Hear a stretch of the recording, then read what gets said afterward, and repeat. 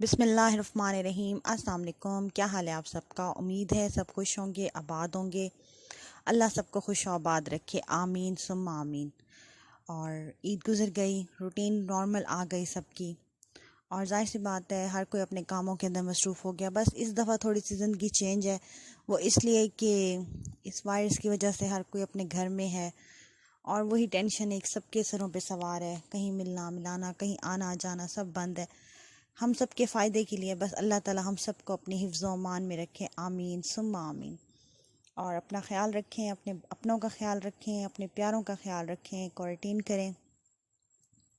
बस यही हर कोई आजकल कह रहा है। और जनाब ये ईद का दूसरा दिन था, और तीसरा था मेरे ख्याल में, हाँ तीसरा था। मेरे हस्बैंड के फ्रेंड हैं, बल्कि मेरी बहुत अच्छी प्यारी सी दोस्त भी बन चुकी हैं, वो बहन भी हैं, आयशा भाभी। उनके घर हम लोग गए, उन्होंने हमें बड़ा मज़ेदार सा कुल्फ़ा खिलाया था, और कुल्फ़े की मेरी क्लिप्स मिस हुए। मुझे इतना अफसोस हुआ जिसकी कोई हद नहीं। इतना लजीज कुल्फ़ा था और इतना बड़ा उसका एक बॉक्स भरा हुआ। और ये आइसक्रीम है, ये बच्चों के लिए वो लाई थी, और साथ में कुल्फ़ा था।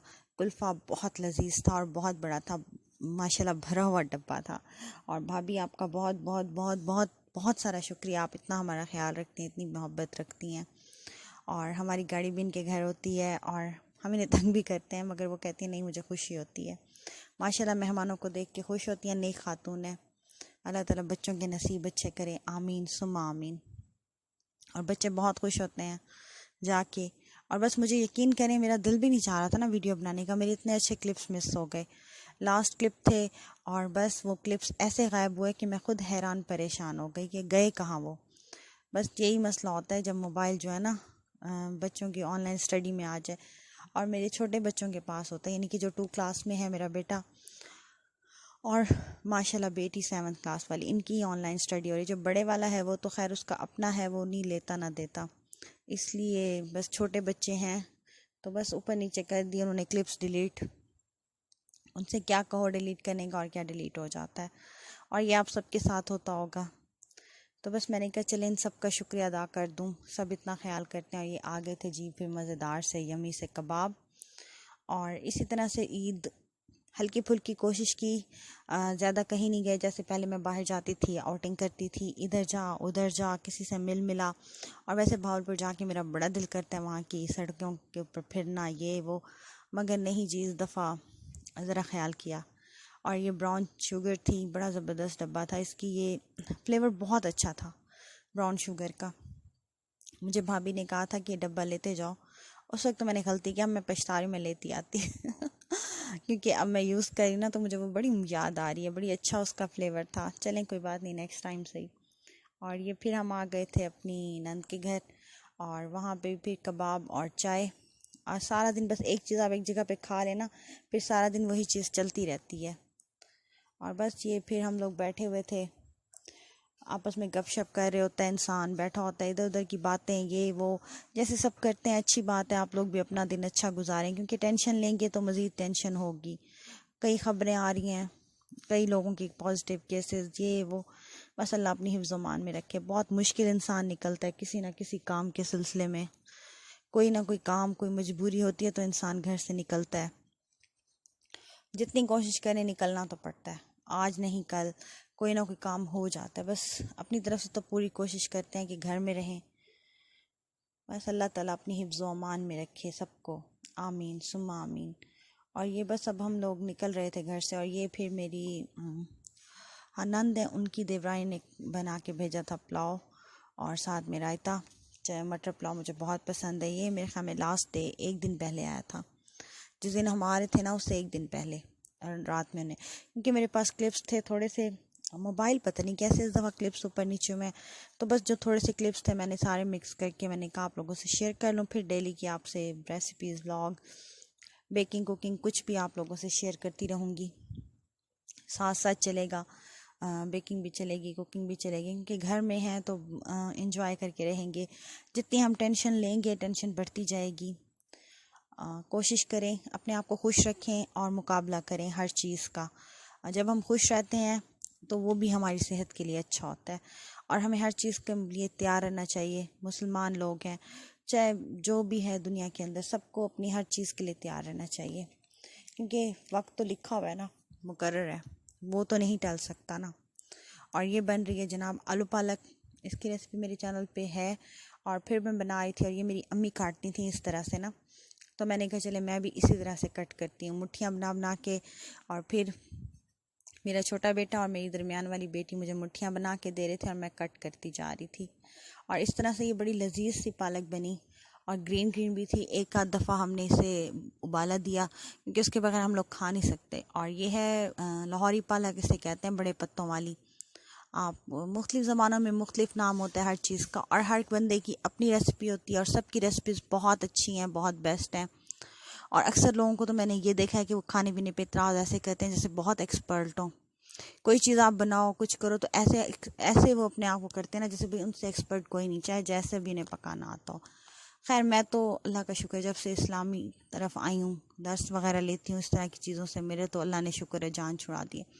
अब मैं एतराज़ नहीं करती। हाँ, बचपन में किए होंगे, अल्लाह ताला माफ़ करे, लाडले होते हैं तो इंसान बचपन में कर लेता है ऐसी हरकतें, मगर जब हम इस्लामी बातें पढ़ते हैं, सुनते हैं, हदीसों की तरफ, कुरान की तरफ आते हैं, तो फिर बहुत चेंजिंग आती है इंसान के अंदर, वक्त के साथ चेंज होता है। और जनाब हाँ, इतनी देर में मेरी रेसिपी स्टार्ट हो चुकी है। अदरक लहसुन का पेस्ट, आलू और पालक बॉयल हो चुकी है, उसका पानी मैंने निचोड़ने के लिए स्ट्रेनर में रख दिया है।